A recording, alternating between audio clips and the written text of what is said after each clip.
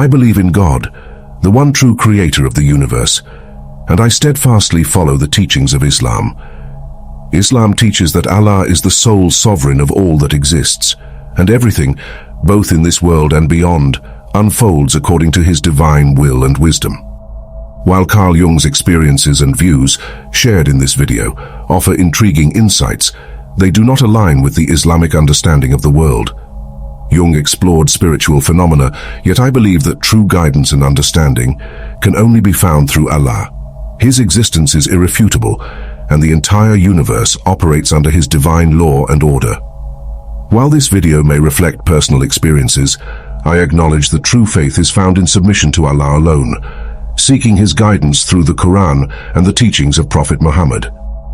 Now, let us begin our exploration of the Carl Jung experience. Hi there. This is a profoundly intimate event that has stuck with me for years.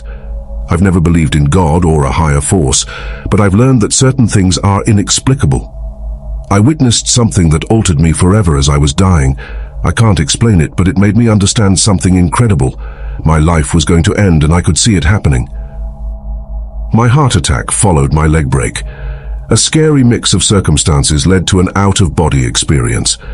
I wasn't sure if I was dreaming or experiencing reality, but I felt like I was floating and being taken away from my body. I had no control or way out. I felt light and free, like I was flying. Then things got bizarre and unreal.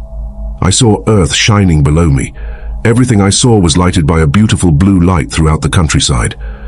I was struck beyond words by its beauty. I felt like I was seeing something sacred, not simply something beautiful. As I observed from above, I couldn't help but think of Carl Gustav Jung, the great psychiatrist who had a similar experience. Jung had a heart attack in 1944 and was briefly clinically dead.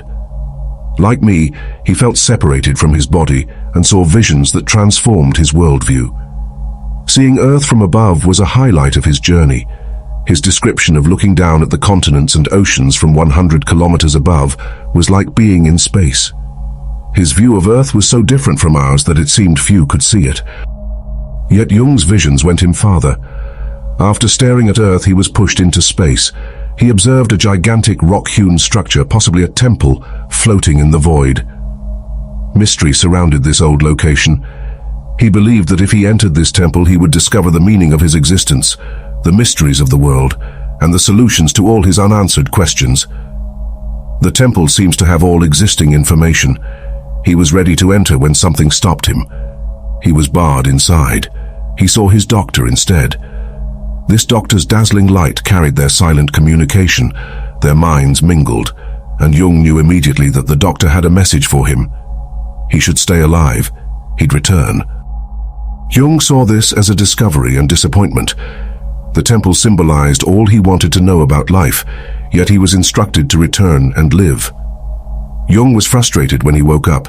He thought returning to his previous environment was a jail. His vision was so clear and beautiful that his existence seemed trivial. He was upset at the reviver doctor. He thought the intervention sealed the doctor's destiny. Jung questioned everything after seeing the universe's secrets, while his doctor could only heal him physically. Jung recounted this in his autobiography. He warned the doctor that his time was running short, but he found it confusing. Tragically, Jung's prediction came true. Soon after Jung recovered, his doctor died of an unexpected illness. Jung had a creeping suspicion that his visions were warnings for himself and the doctor who had healed him. Jung learned fresh life lessons from his near-death experience, despite the emotional upheaval. A new perspective on the world and himself emerged. The images opened a door in his mind, helping him grasp psychiatric concerns better. He wrote numerous pioneering essays and established new psychological theories based on his life and death experiences. He regarded it as a time of immense creative flow, when his thoughts came easily without confirmation. Jung saw this event as a change, not merely survival. I detect similarities between Jung's description and my personal experience. I felt guilty and confused at first, like my connection to the world was broken. But suddenly, like Jung, I saw the larger picture. I realized I didn't need to battle life. I didn't require total control. Trusting the subconscious, letting go of my worries, and accepting the unknown were important. I accepted life's mysteries instead of striving to answer them. Acceptance brought me serenity. Looking back, I understand how much that moment on the verge of life affected me. Not simply the images or weird events, but my perspective shift. It was about trusting the path and letting things happen. I may never comprehend what happened, but it gave me clarity that has lasted. Like Jung, I believe my near-death experience was a new way of perceiving life that allows me to accept both good and evil. I carry it daily. Carl Jung, one of psychology's most prominent figures, transformed our knowledge of the psyche and shaped contemporary psychology. Jung didn't accept a materialistic view of the mind like many of his colleagues. He explored symbols, archetypes, and unconscious energies that connect us to a spiritual world in unexplored areas. He was an outlier in the scientific community because he felt the human mind was intimately tied to the spiritual realm. Jung explored the unconscious and the potential that human consciousness may survive physical death, a controversial topic in modern psychology. Jung's openness to consider ideas his colleagues rejected is impressive. Jung's views on the soul's probable continuance beyond death were shaped by his personal experiences, unlike other psychologists and psychoanalysts. He didn't prove life beyond death, but he collected tales and psychological insights that supported it. Jung said, "Before these experiences, I had never written about life after death because I could not confirm my thoughts in any way.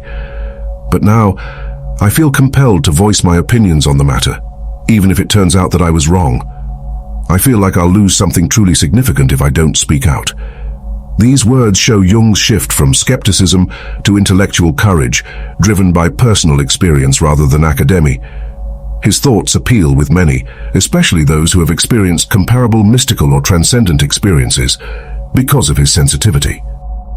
Jung acknowledged that there is no scientific proof for an afterlife, but he also recognized that certain personal encounters hint that there may be more to life than we realize. Jung never considered these encounters proof of a life beyond death, but they were important and suggested it. One such incident was when a close friend died. Jung was alone in his room that night after attending the burial the day before. He felt a tremendous presence, as if his departed buddy was encouraging him to follow. Jung first ignored this feeling as his imagination, but something in him made him act on the feeling. He got out of bed, traversed his yard, and went to the street, following an unseen path that seemed to go somewhere significant. He was surprised to find himself in front of his friend's house, which he had never visited. Despite not intending to, it seemed he was guided there. Jung was drawn to the library, which he had never visited. In his vision, his companion grabbed a red-bound book from a group of 5 on the top shelf. Jung was so intrigued by this unexpected meeting that he invited the widow to show him the library the next day. To his surprise, the 5 red-bound volumes matched his vision. Jung opened the second book and read "The Will of the Deceased" on the cover. Jung was convinced by this odd coincidence that such experiences referred to a higher reality. Another example was Jung's wife's relative's death. Jung dreamed that night that a lady in a nightgown emerged from his wife's bed, which had strangely become a deep abyss. Jung was startled and checked the time, 3 a.m. The next morning, he heard the relative died at that hour. Jung thought these events were noteworthy and may have been more than coincidence. Jung went beyond odd dreams and visions to explore the afterlife. He also experienced reoccurring nightmares about deceased individuals. He dreamed about his late sister Emily. In the dream, he strolled with an unnamed woman. Jung saw that the woman was alive, but dying as they walked through a garden. It was the next day that he learnt an acquaintance had died roughly simultaneously with his dream. He immediately associated the dream with the woman he saw. Dreams like these were common. Jung had numerous more nightmares with departed friends and family. A chat between 2 guys, one of whom had died, was stunning. The deceased man was focused on psychology in the dream. Jung observed the man signaled him not to interrupt. Jung analyzed the soul's ongoing aspirations after this dream. He wondered if the dead souls were still pursuing their intellectual and spiritual goals. Jung had one of his most intense visions about a year after Emma died. Emma collected Holy Grail manuscripts while vacationing in southern France with Jung in this dream. Jung saw this dream as an indication that the soul continues to function, grow, and complete itself after death. This notion helped him accept her death by suggesting that her spirit was still pursuing unfinished tasks. Jung concluded from these experiences that the soul must be from another dimension if it exists. He felt that when alive, we have a soul that is part of a deeper existence. He believed the soul returns to its native place to resume its journey after death. Jung was wary of conclusive statements. He accepted that we cannot know the soul's nature or fate after death. He stated we can know that some portion of ourselves exists outside our bodies, just a possibility. Jung was well aware of how dreams and premonitions alert us to risks. However, these cautions are often ignored or misinterpreted. Jung was sensitive to these messages. He had a vivid dream of a man drowning while on a train. Jung first rejected the dream as an uncomfortable vision when he woke up. He arrived home to find that his youngest grandson had nearly drowned while going along the coast that day. The non-swimmer fell into the water, but his elder brother saved him. This occurrence supported Jung's theory that the unconscious mind detects and communicates hidden threats. Jung created a new worldview by exploring these mystical and psychological regions. He thought much of reality was an illusion created by a higher force or awareness. He believed that our souls are genuine and that the physical world is transient, shedding when the body dies. Some spiritual traditions believe life is a transient experience and that our ultimate essence is beyond time and place. Jung was interviewed 2 years before his death about his belief in God and if death ended existence. He said, "I do not believe in God, I know.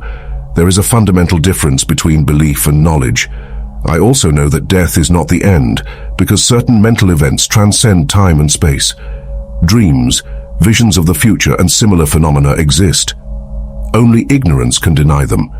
These experiences prove that the psyche is not bound by physical laws, suggesting a continuity of existence beyond death." Jung was cautious not to prove the existence of a spiritual dimension, despite his assurance. However, he might assert that our consciousness may survive death.